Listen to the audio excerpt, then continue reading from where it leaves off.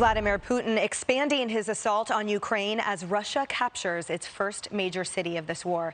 Putin's army is now taking steps to completely shut Ukraine off from the coast as that 40-mile-long military convoy closes in on the capital. Let's bring in Bill Hemmer at the touchscreen. Bill? Hey, ladies. Good afternoon to you. We'll tell you what we kind of think is happening right now on the board behind me as you look at the country of Ukraine. Capital city Kyiv up here, but I think really a lot of the action today has been here in the south, and waking up this morning just trying to take in all the reports and trying to figure out what you think is happening there. And some of these towns have been overrun by the Russian army.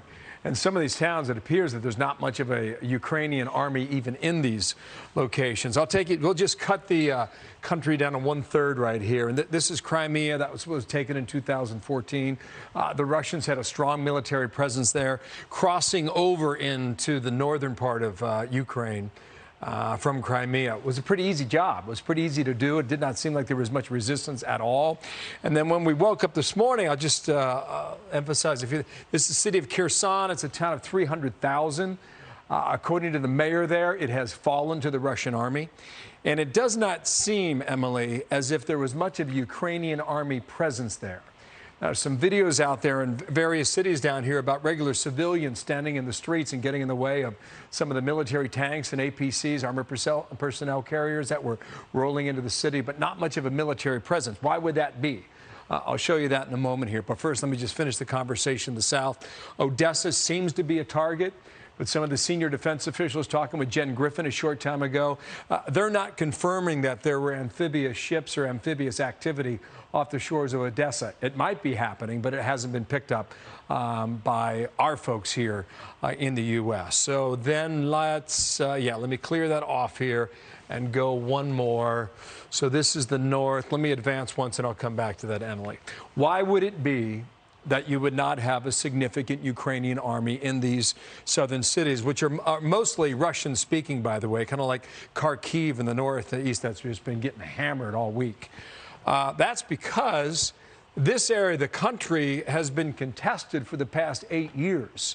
Remember, the Russians moved in 2014, like they did in Crimea. They took half of the Donbass area, but the other half was being held by the Ukrainian army. They are well dug in there. There are reports that well over 50% of the military were already in this part of the country, and that would explain why there's not much of a defense down here in the south, as I pointed out a moment ago with these cities. So maybe that helps us to understand a little bit as to what's happening there. Thanks, Bill. And after, post-Kherson, post that fall, what does this mean for the fight then? I think what Putin wants is, it's pretty clear from this map.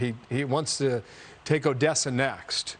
And Mariupol, apparently, now that is a place where there is a strong pushback on behalf of the Ukrainians, and there's a big battle still going on for Mariupol there in the southeast, town of about 450,000 people.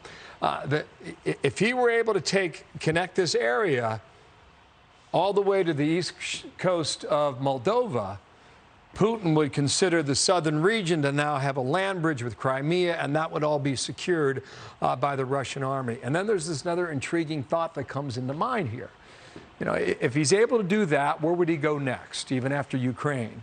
Well, there's a sliver of land here called Transnistria, all right? It's on the eastern coast, sorry, not the coast, the eastern border of Moldova.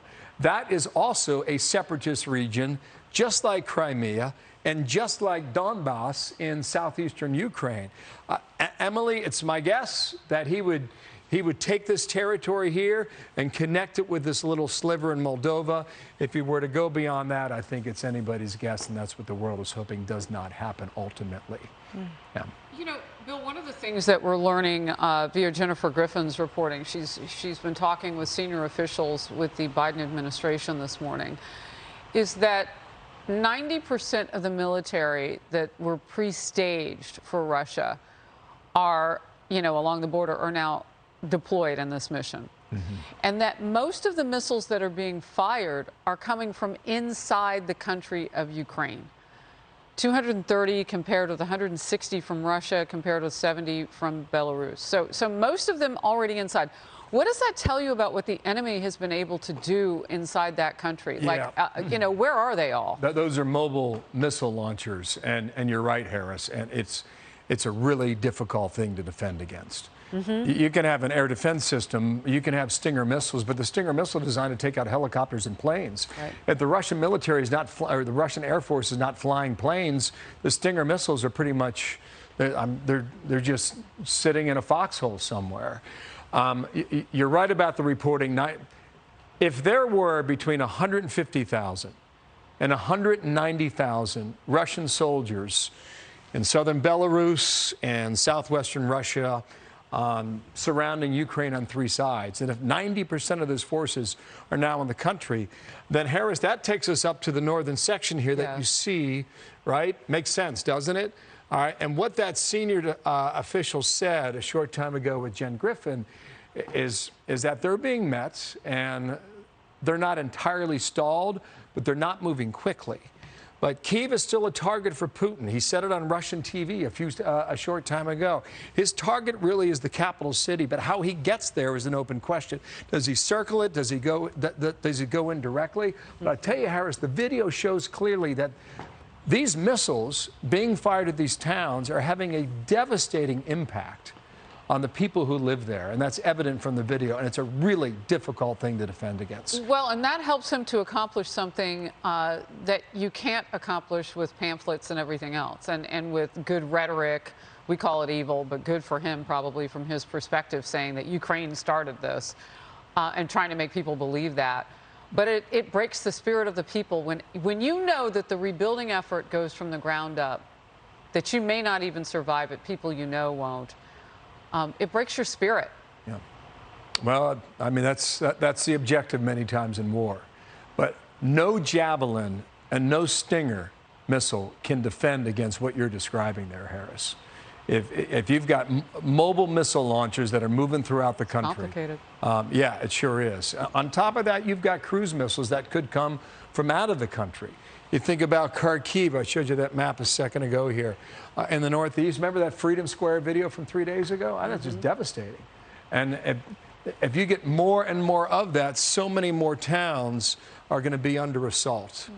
Yeah. Bill, let me ask you, because you have that map of the South now. You're talking about these port cities, Mariupol, Kherson, which is now gone. It seems unmistakable what Vladimir Putin's doing. He's cutting off access to the Black Sea. How important is that to Ukraine? Yeah, I think in the long run, it's important for them to have it. But Ukraine doesn't have that much of a navy based on the reporting we're getting here, Kaylee. It's more important for Putin to control this waterway. And once he does, Kaylee, you know what he can do? I mean, if you just... Let me put this in yellow here. If you control all this water space, you have the ability now to have another entrance point into the country. So depending on how long this goes, depending on how long Kyiv is able to hang on, you would have another area by which you could enter the country, not just from the area that we described for the past, 7, 8 days now. You'd have another access point down here in the south. Wow.